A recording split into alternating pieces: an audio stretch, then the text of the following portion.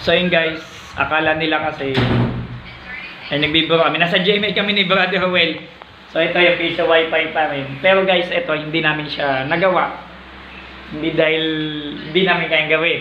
So syempre, we need approval for the client kasi yung mga parts niya is under warranty. So shorted yung board, walang heatsink, tapos nag-overheat na agad. No, so hindi maganda yung board na nabili niya. So syempre, kaya naman napalitan namin ng pyesa namin na galing sa amin ay under warranty pa, kabibili lang ng kanyang board. At the same time, sira din yung kanyang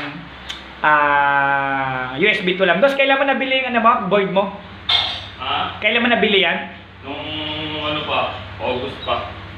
Under naman yata ng warranty, no? Under pa. Ayun, under pa naman daw ng warranty. So yun.